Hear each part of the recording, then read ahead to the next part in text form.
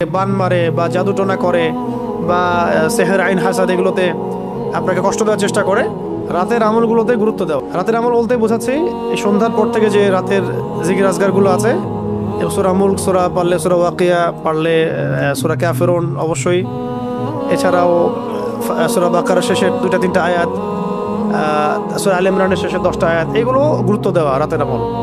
রাতের বেলা ওরা কাজ বেশি করে, এরা কোন সময় কাজ বেশি করে?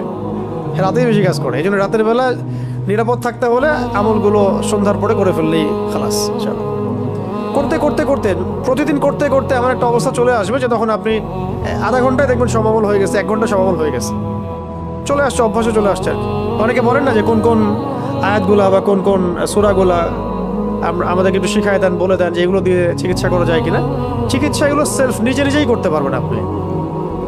এটা যে বিশ্বস্ত ডাকির কাছে গেলে তো ভালো, যদি নাও যান, নিজের এগুলো জানা থাকে, তেলাওয়াত সহি থাকে, আপনিও অজু করে বসে ওই আয়াতগুলো তেলাওয়াত করে পানিতে দম করতে পারেন। সেই পানি আপনি খাবেন, বাসায় ছিটাবেন, সেই পানি আপনি গোসলের পানিতে মেলাবেন, সেই গোসলের পানিতে আপনি 7টা বড়ই পাতা বেটে দিয়ে দিবেন, 7টা বড়ই পাতা পিষে দিয়ে দিবেন, দিয়ে ওই পানিটা যেটা আপনি পড়লেন, মানে সূরাগুলো যে পানিতে পড়লেন সেই পানিগুলো মিশিয়ে দিবেন।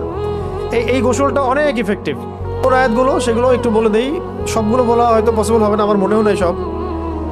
1 নম্বর সূরা ফাতিহা, 1 নম্বর সূরা ফাতিহা, এটা তো সকল রোগের শেফা। 2 নম্বর সূরা বাকারার প্রথম 5 আয়াত, প্রথম 5।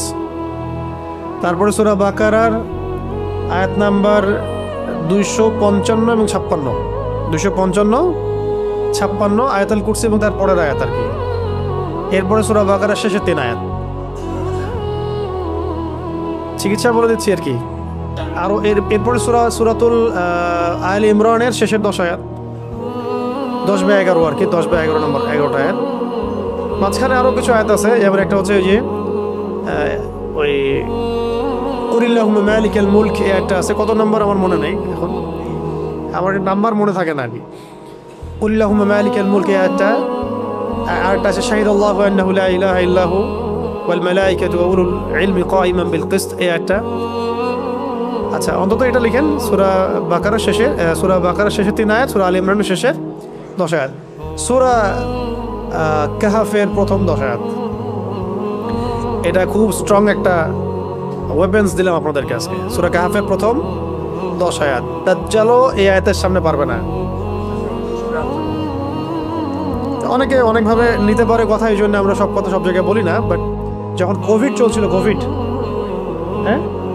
চলছিল না যখন, তখন আমরা তো মাহফিল করতাম, তখন কত মানুষের সাথে মোজাফা করছে ঠিক নাই। আর মানুষ বলছে যে স্যানিটাইজার ইউজ করো, মাস্ক পরো, সোশ্যাল ডিস্টেন্স মেনটেন করো। আর মানুষ তো আমাদেরকে জড়ায় ধরতে চাইছে, কিসের ডিস্টেন্স। তো ওই সময় এরকম হচ্ছিল। তো প্রসঙ্গ হচ্ছে যে ওই সময় আমরা একটা আমল করতেছিলাম, মানে আমি একটা আমল করতেছিলাম যে প্রতিদিন সকাল সন্ধ্যায় সূরা কাহাফের 10 আয়াত, 10 আয়াত, 10 আয়াত। আলহামদুলিল্লাহ কোনো সমস্যা হয়নি। কিছু বিষয় থাকে পরীক্ষিত, এটা আমরা দলিল চাইলে আমি দলিল দিতে পারবো না। দলিল তো এটা দিতে পারবো যে সূরা কাহাফ প্রথম 10 আয়াত, যে দাজ্জালের বের হওয়ার সময় সে পড়ে, দাজ্জাল তার কোনো ক্ষতি করতে পারবে না। তো কোভিড আবার কি, ওটা কেয়াস করে পড়ছি আর কি। কোভিড আবার এমন কি, দাজ্জালকে ঠেকাই দেবে কোন সূরার আমল? সূরা কাহাফের প্রথম 10 আয়াত। তাহলে কোভিড আবার কি?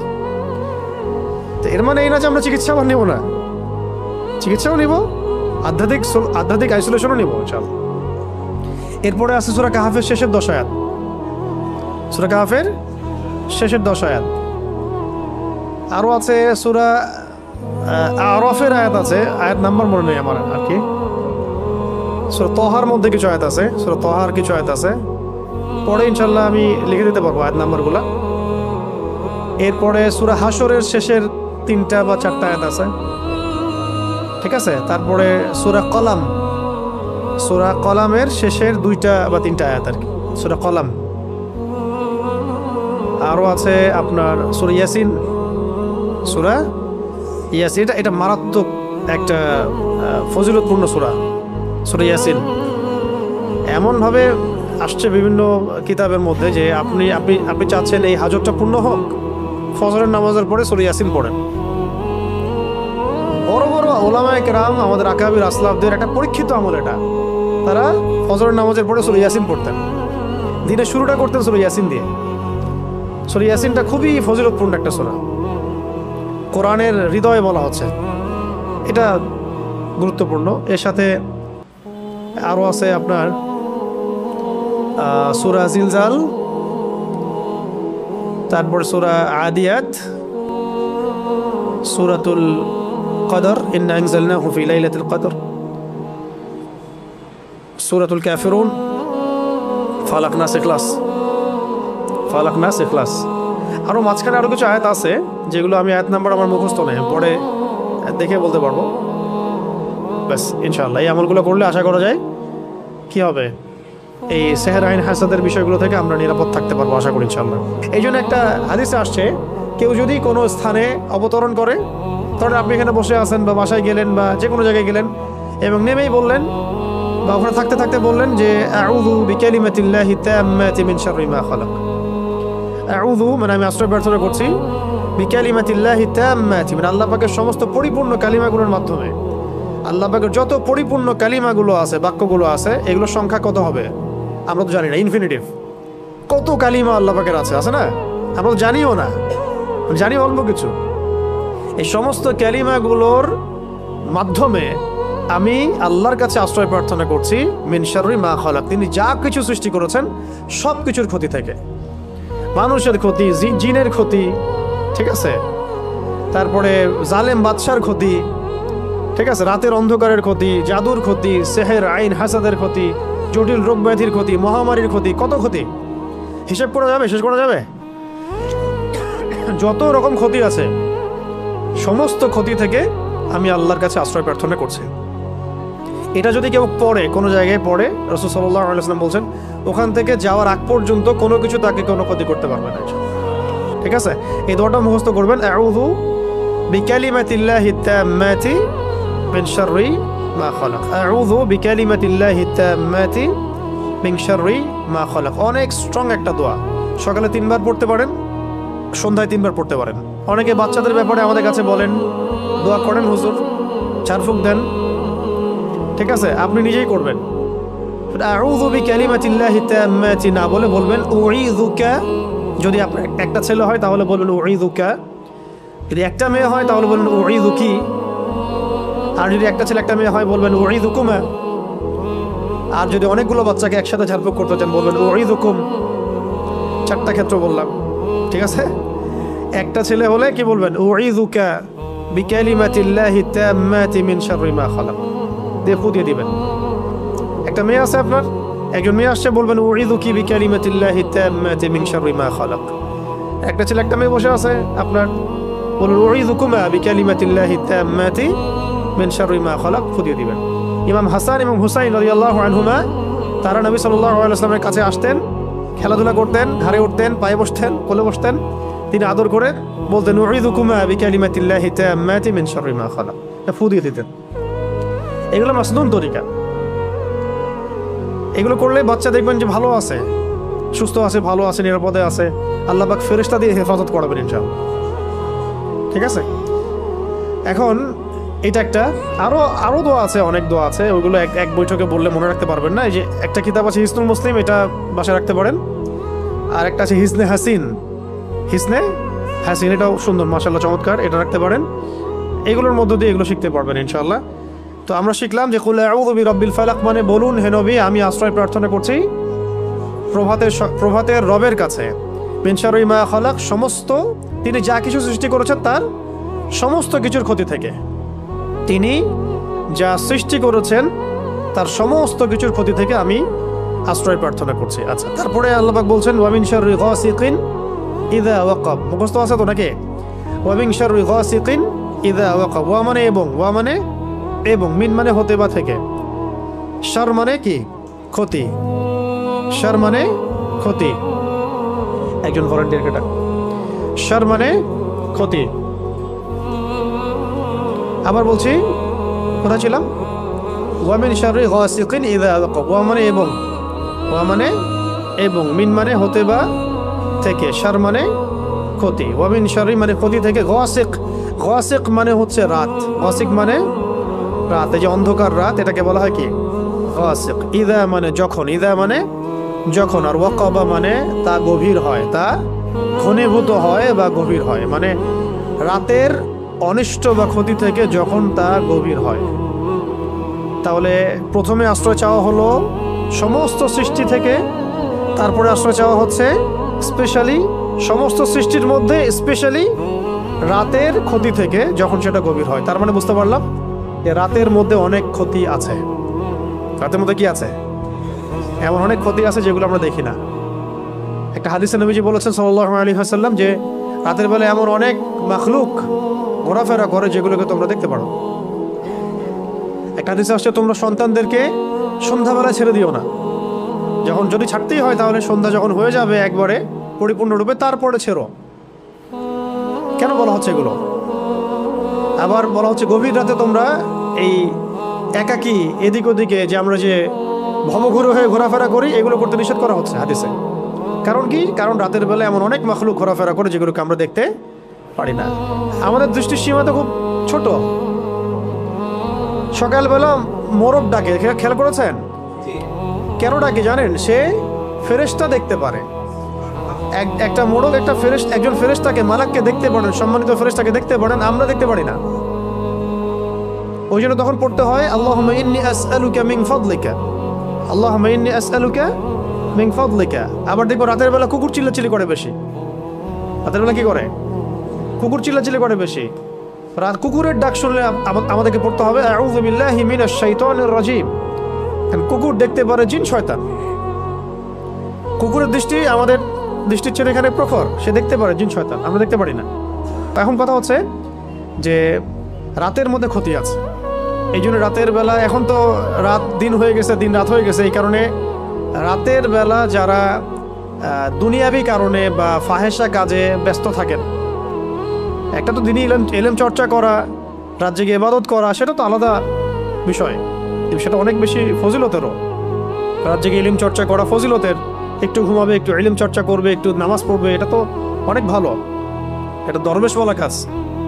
কিন্তু অনেকে দেখা যায় টিভি দেখে, মুভি দেখে, গান শুনে, হ্যাঁ কনসার্ট করে, এখানে ওখানে বন্ধুদের সাথে আড্ডা মেরে, বাইক চালায়, রাতের বেলা এদিক ওদিকে ঘুরে বেড়ায়, হ্যাং আউট করে, এভাবে সময় নষ্ট করে রাতে। তাদের ক্ষেত্রে এই সেহের আইন হাসাদ হয়ে যায় এর সম্ভাবনা একদম 90%। তারা জিন্দার আক্রান্ত হয়ে যেতে পারে, সেহের হয়ে যেতে পারে, আইন হয়ে যেতে পারে, হাসাদ হয়ে যেতে পারে, আরও অনেক বড় বড় সমস্যা হয়ে যেতে পারে। রাতের এই ক্ষতি থেকে আমাদেরকে বাঁচার জন্যে অবশ্যই কি করতে হবে? এই সূরা ফালাক, নাস, ইখলাস এগুলো অবশ্যই চর্চা করতে হবে। এবং রাতের বেলা এভাবে বাইরে ঘোরাফেরা করা যাবে না। যদি দিনই কোনো বিষয় হয় সেটা আলাদা বিষয়। দুনিয়াবি কোনো আজে বাজে বিষয়, দুনিয়াবি আজে বাজে কোনো বিষয়ে রাত্রি জাগরণ করাটা ঠিক হবে না। আল্লাহ পাক আমাদেরকে বোঝার তৌফিক দান করে। তো রাতের বেলা অনেক ক্ষতি আছে, এই ক্ষতিগুলো থেকে আল্লাহ পাক আমাদেরকে হেফাজত করেন, আমিন। 4 নম্বর আয়াতে আল্লাহ পাক বলেছেন ওয়ামিন, এটা ভালো করে বোঝান, ওয়ামিন শাররিন নাফাসাতি ফিল উকাদ, ওয়ামিন শাররিন, এটা আয়াতটা ভালো করে পড়বেন, ওয়ামিন শাররিন নাফাসাতি ফিল উকাদ। অনেকে নাফাসাত পড়ে ফেলেন, সিন নাই এখানে, সা আছে।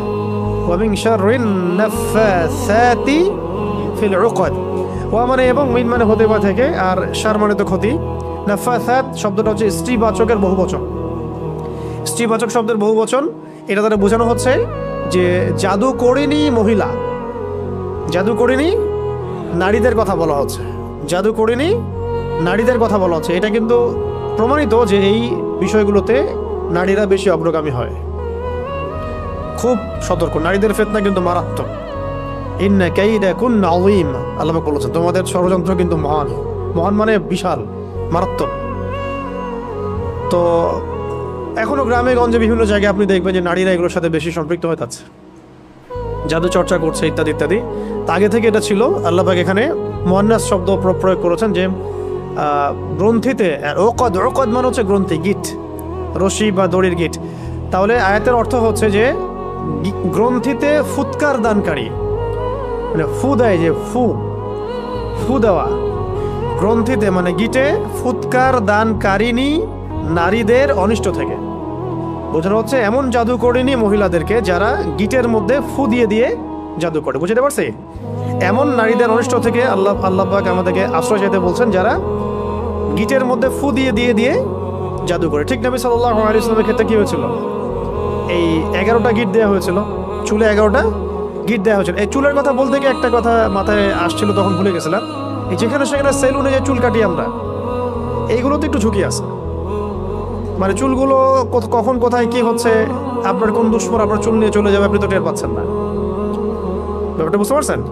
তো এর বড় বড় ওলামা একরাম যারা আমি আগে দেখেছি, শুনেছি যে তারা কিন্তু বাসায় চুল কাটতেন এবং চুল মাটিতে পুঁতে ফেলতেন, কাউকে দিতেন না, দেখতে দিতেন না। কে জানে আবার শত্রুতা করে কেউ যদি চুল নিয়ে চলে যায়, আপনার শত্রু টানেভাবে থাকতে পারে, আপনি তো বুঝতে পারবেন না। তো যাই হোক, এত বেশি আবার ভয়ের কিছু নাই, কিন্তু ব্যাপারটা কনসিয়াসনেস থাকা দরকার যে চুল মেয়েরাও যেখানে সেখানে ফেলে দিচ্ছে। জাদুর চুল দিয়ে করা যায় আর কি, করেও সাধারণত। চুল দিয়ে করলে মাথায় ইফেক্ট হবে। আবার অনেক সময় দেখা যায়, আমরা দেখেছি যে মেয়েরা চুল বিক্রি করতেছে।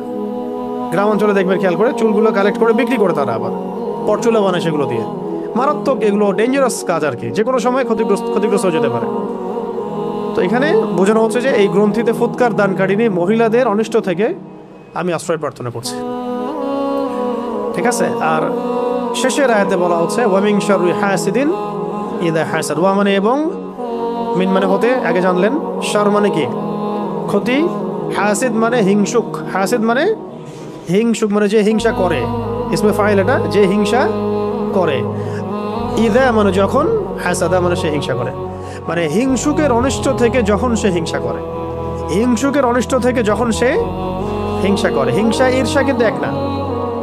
যেমন একজনের মাশাআল্লাহ সম্পত্তি আছে, আপনি আকাঙ্ক্ষা করছেন যে আমারও যদি হতো, আমিও আল্লাহর পথে দান করতাম। এটা ঈর্ষা করা, এটা বৈধ জায়েজ। কিন্তু আপনি এভাবে যদি চিন্তা করেন যে ওর সম্পদ ধ্বংস হয়ে যাক, ওর এই মানে অবস্থান ধ্বংস হয়ে যাক, আল্লাহ পাক তাকে বড় করতেছেন কেন, তার গা জ্বলতেছে, সে কিভাবে বড় হয়ে গেল, গা জ্বলতেছে, এগুলো যে হিংসা, এটা তো নিজে বোঝাই যায়, নিজের বিবেকই বলে দেয় যে সে হিংসা করছে কিনা। হিংসা করার সাথে সাথে নূর নষ্ট হয়ে যায়। হিংসার আগুন বলে না, হিংসার অনল বলে না কথা একটা, ঈর্ষার অনল, হিংসার অনল। আসলে ব্যাপারটা অনলই, আগুনই। সেহের আইন হাসান থেকে আপনি ট্যাবলেট খেয়ে আপনি বাঁচতে পারবেন না। ঠিক আছে?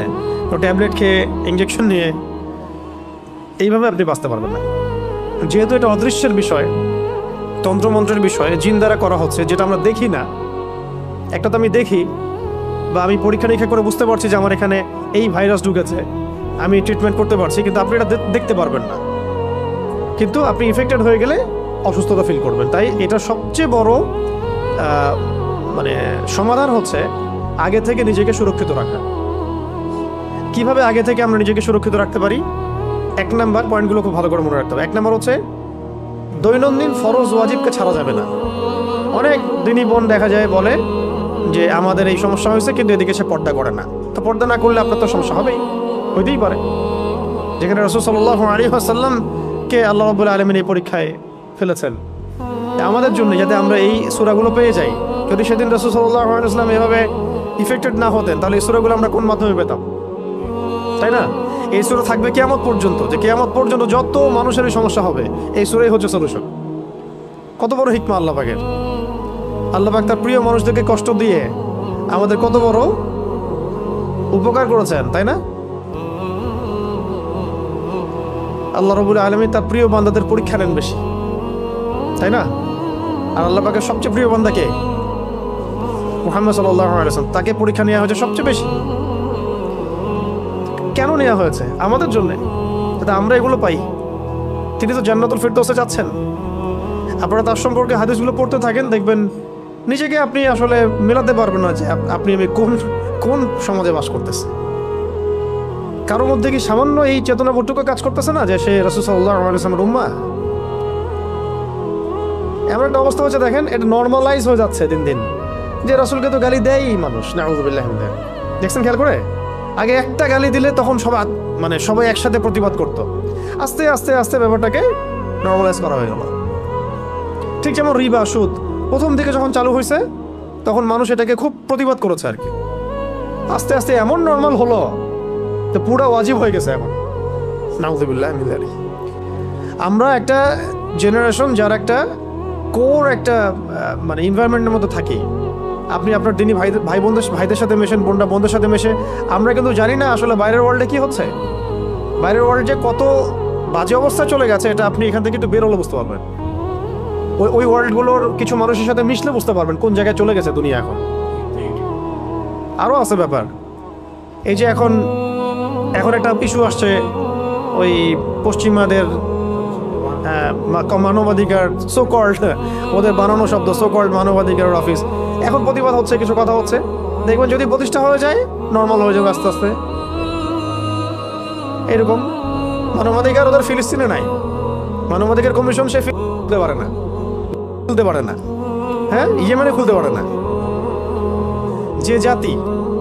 যে জাতি আপনার আমার নবীকে হত্যা করার চেষ্টা করতে পারে, যে জাতি চুক্তি ভঙ্গ করে নবীর সাথে, যে জাতি এর আগে জাকারিয়া আলাইহিস সালামকে হত্যা করেছে, হ্যাঁ, যে জাতি এর আগে ইয়াহইয়া আলাইহিস সালামকে হত্যা করেছে, যে জাতি মুসা আলাইহিস সালামকে কষ্ট দিয়েছে, ঈসা ইবনে মারইয়ামকে হত্যার চেষ্টা করেছে, যে জাতি মুহাম্মদ সাল্লাল্লাহু আলাইহি ওয়াসাল্লামকে উপর থেকে পাথর ফেলে হত্যার চেষ্টা করেছে, ঠিক আছে, বনু কুরাইজা, বনু কাইনুকা, বনু নাজির চুক্তি ভঙ্গ করেছে, যে জাতি খায়বারে আমাদের সাথে লড়াই করেছে, যে জাতি আমাদের নবীজিকে বিষপান করানোর চেষ্টা করেছে, আর যে জাতি আমাদের নবীকে সেহর পর্যন্ত করেছে, এই জাতির সাথে কি কোনো রকমের আপনি শান্তি চুক্তি করতে পারবেন?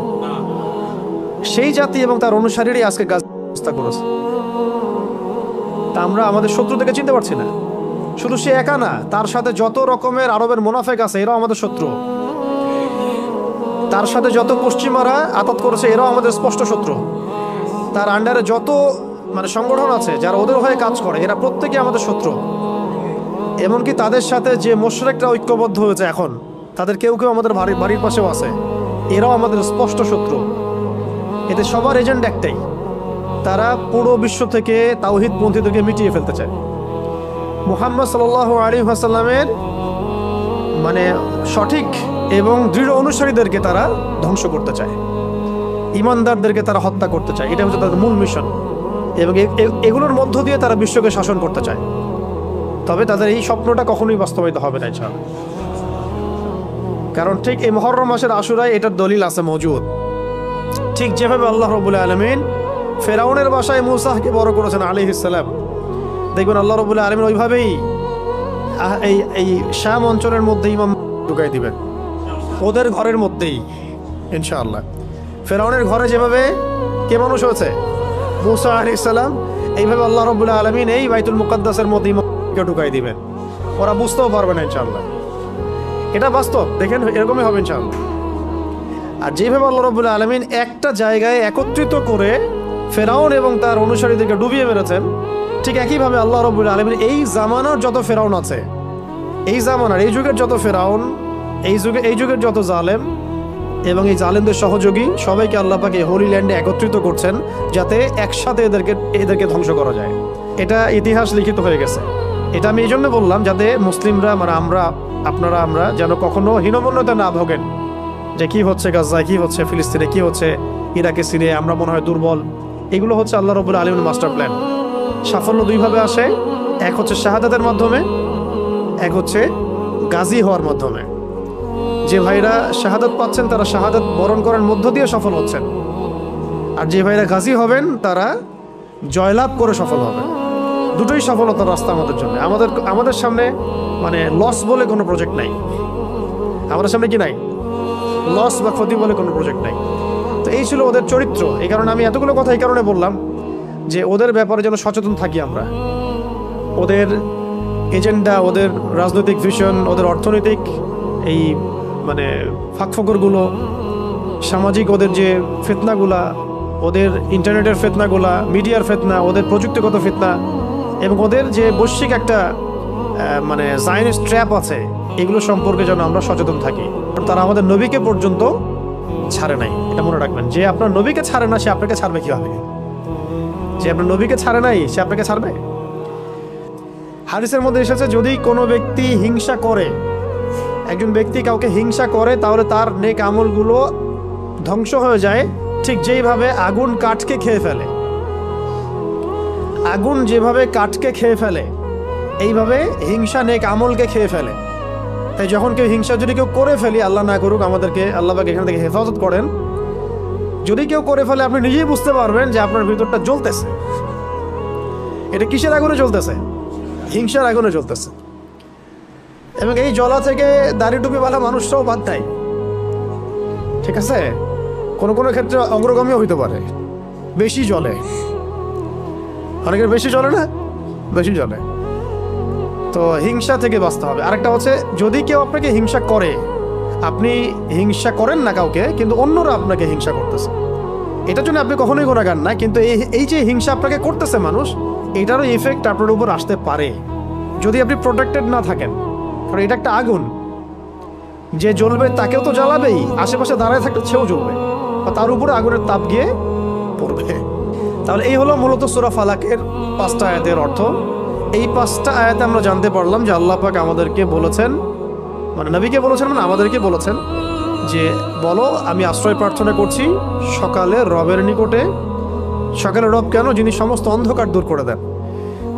মিন শাররি মা খালাক, তিনি যত কিছু সৃষ্টি করেছেন সমস্ত কিছুর ক্ষতি থেকে। আর ওয়া মিন শাররি গাসিকিন ইযা ওয়াকাব, খাস করে এই রাতের ক্ষতি থেকে যখন সেটা গভীর হয়, রাতের ক্ষতি থেকে যখন সেটা গভীর হয়। আর এবং গ্রন্থিতে ফুৎকার দানকারিণী মহিলাদের অনিষ্ট থেকে, জাদুকরিণী নারীদের অনিষ্ট থেকে, এবং হিংসুকের অনিষ্ট থেকে যখন সে হিংসা করে। এই 5টা আয়াতে এই কয়েকটা বিষয় আছে। কয়টা বিষয় আছে তাহলে? 1 হচ্ছে সমস্ত সৃষ্টির অনিষ্ট, 2 খাস করে রাতের অনিষ্ট, রাতের অনিষ্ট যখন সেটা গভীর হয়, 3 আসছে জাদুকরিণী মহিলাদের ফিতনা, 4 আসছে হিংসুকের ফিতনা। ঠিক আছে? এরপরে সূরাটার সাথে রিলেটেড, কানেক্টেড। এখানে আবার আল্লাহ পাক বলেন কুল আউযু বিরাব্বিন নাস। হে নবী, আপনি আরো বলুন যে আমি আশ্রয় প্রার্থনা করছি। আপনি বলুন আমি আশ্রয় প্রার্থনা করছি কার কাছে? রব্বিন নাস, রব্বিন নাস, মানুষের রবের কাছে, মানুষের রবের কাছে। মানুষ তো এখানে দুর্বল না, মানুষ ফেরেশতাকে দেখতে পারে না, জিনকে দেখতে পারে না। এই যে প্রথমে যে ক্ষতিগুলা, না আমরা অন্ধকার রাতের ক্ষতি দেখতে পারি, না জিনকে দেখতে পারি, না সেহের দেখতে পারি, না হিংসা দেখতে পারি, দেখতে পারি? এরা সব অদৃশ্যের ক্ষতি। অদৃশ্যের ক্ষতি না, অদৃশ্যের ক্ষতি। তো একটা হলো শত্রু সামনে আছে, আপনি দেখছেন, ফাইট করছেন। সামনে ধরেন জিহাদের মাঠে আপনি আছেন, সামনে একটা কাফের, আপনি দেখছেন একজন কাফের, সে যেভাবে আপনাকে আক্রমণ করবে, আপনি সেভাবে আপনি নিজেকে বাঁচাবেন বা আপনি আক্রমণ করবেন।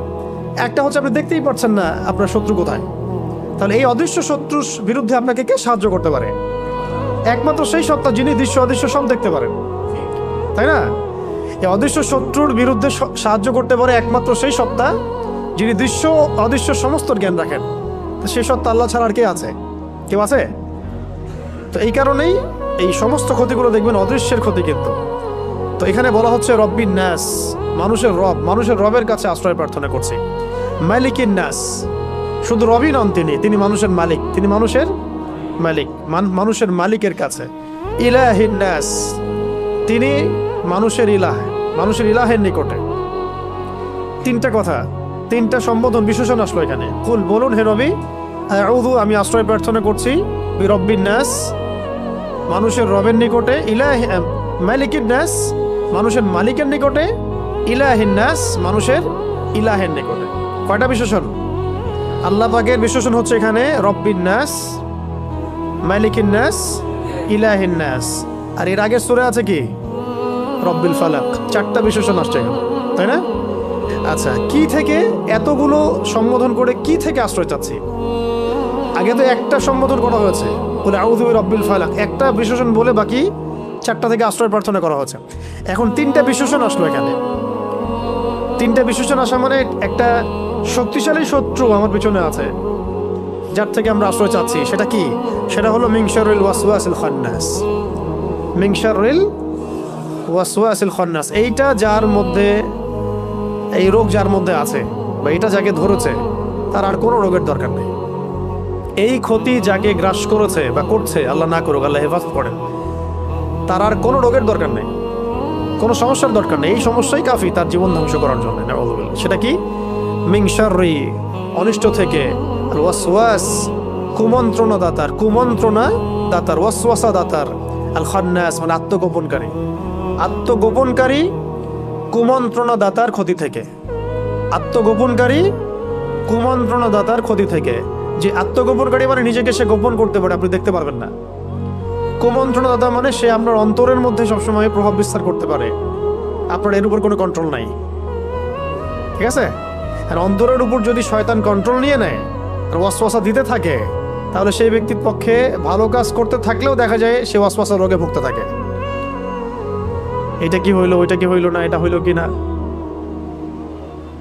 এটা এটা ঠিক হচ্ছে কিনা, ওইটা ঠিক হচ্ছে কিনা। ভালো একটা কাজ করতেছে কিন্তু ওয়াসওয়াসা। এটা তো ভালোর কথা বললাম, আর খারাপ তো সারা ওয়াসওয়াসা আসতেই থাকে মাথার মধ্যে। পাপের ওয়াসওয়াসা, মানুষের ক্ষতির ওয়াসওয়াসা, হিংসার ওয়াসওয়াসা, হ্যাঁ, গোপন পাপের ওয়াসওয়াসা, অলসতা, আল্লাহর আদেশ অমান্য করার ওয়াসওয়াসা, অবাধ্যতার ওয়াসওয়াসা। এটা যাকে গ্রাস করেছে আর কি, এই ওয়াসওয়াসুল খান্নাস, তার আর কোনো ক্ষতির দরকার না, এটাই তার জীবন ধ্বংস করতে পারে। এই জন্যে এত স্ট্রং সম্বোধন সামনে করা হচ্ছে বারবার, হে মানুষের রব, এক কথায় হে মানুষের মালিক, হে মানুষের ইলাহ, মানে আপনি আমাকে এটা থেকে বাঁচান। ব্যাপারটা এরকম আর কি, ব্যাপারটা এরকম। ঠিক আছে? আল্লাযী ইউওয়াসউইসু ফি সুদুরিন নাস, কারণ তার শক্তিটা কি? আল্লাযী মানে যে, ইউওয়াসউইসু মানে ওয়াসওয়াসা দেয়, ফি মানে মধ্যে, সুদূর মানে হৃদয়, বক্ষ বা হৃদয়, আর নাস মানে মানুষের। যে মানুষের হৃদয়ের মধ্যে ওয়াসওয়াসা দিতে পারে। তো শয়তান মানুষের হৃদয়ের ভিতরে ওয়াসওয়াসা দিতে পারে, শয়তান মানুষের হৃদয়ের ভিতরে ওয়াসওয়াসা দিতে পারে। আল্লাযী ইউওয়াসউইসু ফি সুদুরিন নাস, যে মানুষের হৃদয়ের মধ্যে ওয়াসওয়াসা দেয়, মানুষের মধ্য থেকে এবং জিনের মধ্য থেকে। তো জিন নিয়ে তো অনেক কথা বললাম, মানুষের মধ্য থেকে কিভাবে ওয়াসওয়াসা দিতে পারে, এটারও অনেক প্রমাণ আমাদের সামনে আশপাশে আসবে। চলতে ফিরতেই বুঝতে পারবেন যে আপনি ভালো কাজ করতে যাচ্ছেন, দিনের পথে চলতে যাচ্ছেন, জিন যতটা না আপনাকে বাধা দিবে, মানুষ শয়তান আরো বেশি বাধা দিবে। মিনাল জিন্নাতি ওয়ান নাস, শয়তান কয় প্রকার তাহলে? জিন শয়তান আছে, আবার মানুষ শয়তান আছে। কখনো কখনো মানুষ শয়তান মানে জিন শয়তানকে দমন করা সহজ, কখনো কখনো জিন শয়তানকে দমন করাটা সহজ। আয়াতুল কুরসি পড়েন, জিন শয়তান পালা চলে যাবে। কিন্তু আয়াতুল কুরসি আপনি পড়েন, মানুষ শয়তান পালাবে না। ঠিক আছে? তো মানুষ শয়তানকে দমন করাটা একটু কঠিন। তো শয়তান দুই প্রকার, মাথা রাখতে হবে, জিন শয়তান, মানুষ শয়তান। উভয় শয়তানের পক্ষ থেকে আল্লাহ, উভয় শয়তানের মানে ক্ষতি থেকে আমি আল্লাহ পাকের কাছে আশ্রয় প্রার্থনা করছি। তো এই সূরার মধ্যে কতগুলো বিষয় আসছে? প্রথমে 4টা বিষয়, তারপরে আবার কয়টা বিষয়? হ্যাঁ, দুইটা বা 3টা বিষয়, মোট এই 6টা-7টা বিষয় থেকে এই দুটো সূরাতে আশ্রয় চাওয়া হয়েছে, যেগুলো আমরা বাহ্যিক জ্ঞান দিয়ে এগুলোকে আমরা ডিল করতে পারবো না, বা এদের সাথে আমরা ফাইট করতে পারবো না। এই সূরা দুটো শোয়ার সময় আমল করা, সাথে সূরা ইখলাস থাকবে, সকাল সন্ধ্যায় আমল করা, এবং প্রত্যেক ফরজ নামাজের পরে আমল করা। প্রত্যেক ফরজ নামাজের পরে অন্তত একবার করে পড়া, সকাল সন্ধ্যায় 3বার করে, আর ফরজ নামাজের পরে কয়বার করে? 1বার করে। এছাড়াও যখন তখন চলতে ফিরতে যখন তখন আপনি সূরা ফালাক, নাস, ইখলাস পড়তে পারেন। এবং আমি একটা হাদিস এটাও পেয়েছিলাম যে রাসূল সাল্লাল্লাহু আলাইহি ওয়াসাল্লাম তাহাজ্জুদের নামাজে যখন উঠতেন, তখনও মাঝে মাঝে তাহাজ্জুদের নামাজে তিনি 2 রাকাত নামাজে প্রথম রাকাতে সূরা ফালাক, তারপরে ইখলাস, সূরা নাস পড়েছেন। প্রথম রাকাতে সূরা ফালাক, দ্বিতীয় রাকাতে সূরা নাস পড়েছেন। এটা আমল করতে পারেন রাতের বেলা উঠে, এটাও আমল আছে মাসনুন। তো এর উপর আমল করা তৌফিক আল্লাহ পাক আমরা সবাইকে দান করেন, এবং এই সমস্ত ক্ষতিগুলো থেকে আল্লাহ পাক আমাদেরকে হেফাজত করে নেন। আর শেষ পয়েন্ট হচ্ছে, লাস্ট পয়েন্ট হচ্ছে যে কিছু কাজ আছে, এটা লাস্ট পয়েন্ট আমাদের আজকের আলোচনার। কিছু কাজ আছে যেগুলো করলে এই ক্ষতিগুলোতে লিপ্ত হওয়ার সম্ভাবনা 100%। কিছু কাজ আছে যেগুলো করলে এগুলোতে লিপ্ত হওয়ার সম্ভাবনা, ইফেক্টেড হওয়ার সম্ভাবনা প্রায় 100%। জানা দরকার আছে না? আর কিছু কাজ আছে যেগুলো করলে ইনশাআল্লাহ এগুলো থেকে বেঁচে থাকা সহজ হবে। মানে সহজ হবে বলতে ইনশাআল্লাহ আপনি বাঁচবেনই, ইনশাআল্লাহ। আগে বলি, ওই কয়েকটা কাজ বলি যেগুলো করলে এগুলোতে লিপ্ত হওয়ার সম্ভাবনা একদম 100% ধরেন। ঠিক আছে? নোট করেন। এগুলো আমি শুধু কিতাব থেকে বলতেছি এমন না, অনেক অভিজ্ঞতাও আছে সাথে, আবার অনেক পেশেন্ট বা অনেক ইফেক্টেড মানুষের হিস্ট্রিও একসাথে করে আমি কথাটা বলছি। 1 নম্বর হচ্ছে আল্লাহ পাকের ফরজ ওয়াজিব না মানলে, আল্লাহ পাকের ফরজ ওয়াজিব না মানলে এগুলোতে লিপ্ত হওয়ার সম্ভাবনা, ইফেক্টেড হওয়ার সম্ভাবনা 100% ধরে রাখেন।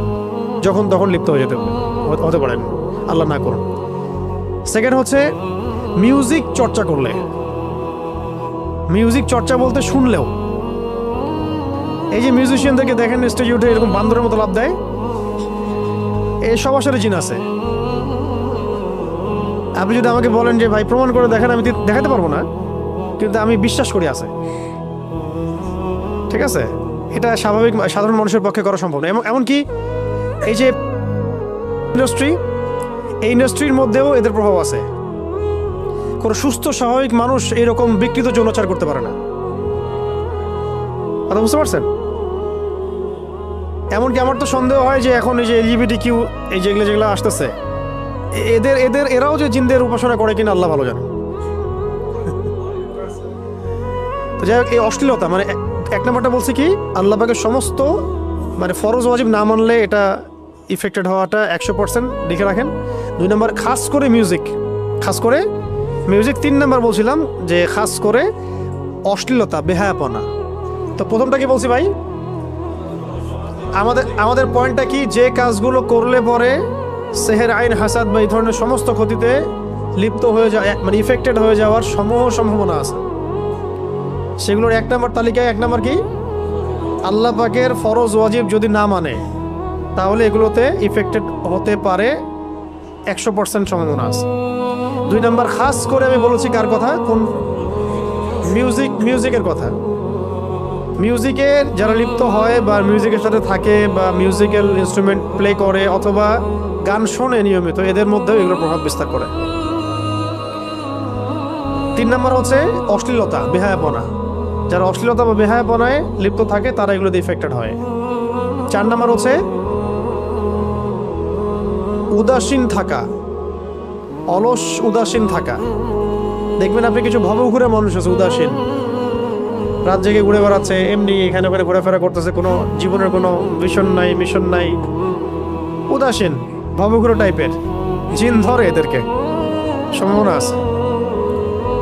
5 নম্বর হচ্ছে পেশাব থেকে পবিত্র না হওয়া। পেশাব পায়খানার যে বিষয়গুলো আছে, ইস্তেঞ্জা আমরা যে করি, টয়লেট ওয়াশরুম, এগুলো থেকে পরিপূর্ণরূপে পবিত্র না হওয়া, এটা মারাত্মক। এটা তো 1 নম্বরে, মানে 2 নম্বর রাখা দরকার ছিল মনে হয়। আমি তো আসলে সিরিয়াল করে নিয়ে আসি না, আমি জাস্ট বলতেছি, আপনারা নোট করেন।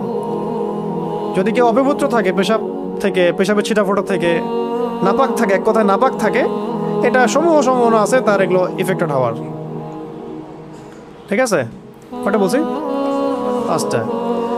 একটা লিখেন যে মাদকদ্রব্য সেবন করে, মাদকদ্রব্য সেবন যারা করে বা এটার সাথে ইফেক্টেড থাকে, মানে থাকে, এডিক্টেড থাকে, তারা এগুলোতে ইফেক্টেড হওয়ার সম্ভাবনা 100%।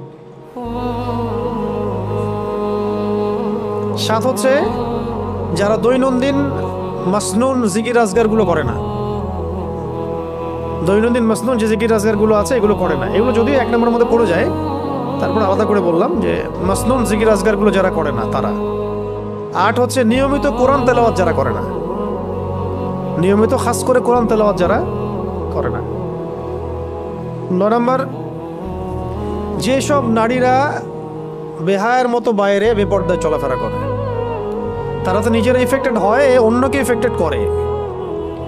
এটা হাদিসই আছে, যখন এরকম কোনো মেয়ে বেপর্দায় বাইরে বের হয়, শয়তান তার পিছু নেয় এবং অন্য পুরুষের চোখে তাকে সুন্দর করে উপস্থাপন করে শয়তান। যদিও সে মোটেই সুন্দর না, কিন্তু শয়তান তাকে সুন্দর করে উপস্থাপন করছে, সে খুব সুন্দর, এটা আপনার চোখে একটা ভ্রম সৃষ্টি হচ্ছে। কে করছে এটা? শয়তান। সুবহানাল্লাহ, ভাবা যায়? তাহলে শয়তানের একটা বড় অস্ত্র বেহায়া নারীরা, বেপর্দা নারীরা।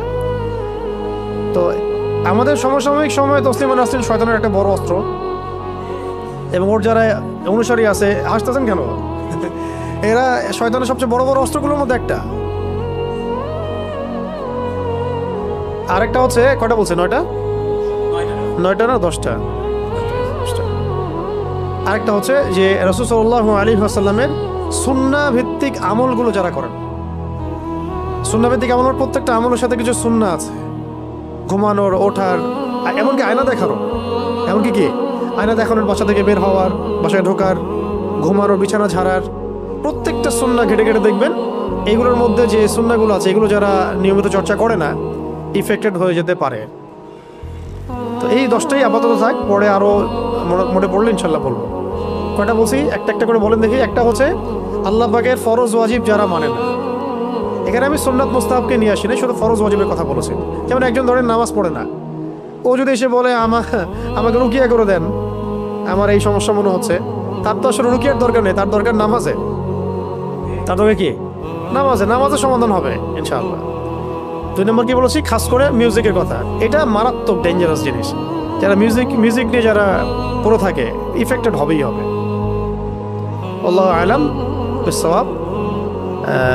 ওয়া মা আলাইনা ইল্লাল বালাগ। তারপরে বেহায়া অশ্লীলতা থাকলে ইফেক্টেড থাকবে। অলসতা, উদাসীনতার ব্যাপারটা এই কারণে বললাম যে অনেক সময় আপনি দেখবেন যে আপনি মানে দিনী বিষয়ে আছেন, কিন্তু আপনি অলসতায় ভুগছেন বা উদাসীন হয়ে থাকছেন, কোনো ভিশন নাই, মানে আবেগী হয়ে পড়ে থাকেন। ওই সময়গুলোতে শয়তান আপনার উপরে গালেব হয়ে যাবে, বিজয় হয়ে যাবে। এমনকি একটা বিষয় ছুটে গেছিল মাঝখানে, ওই ইমোশনের কথা যেহেতু আসলো, মানে প্রচণ্ড রকম ভয় আর প্রচণ্ড রকম রাগ আর প্রচণ্ড ভয়, এই সময়েও কিন্তু শয়তান হাবি হইতে পারে।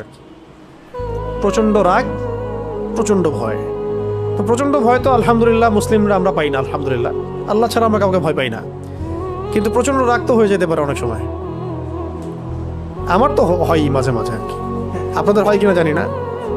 তবে এখন আমি নিজে অবাক হই নিজেকে দেখে যে আসলে রাগ একদম কমে গেছে। আগে খুব রাগ ছিল আর,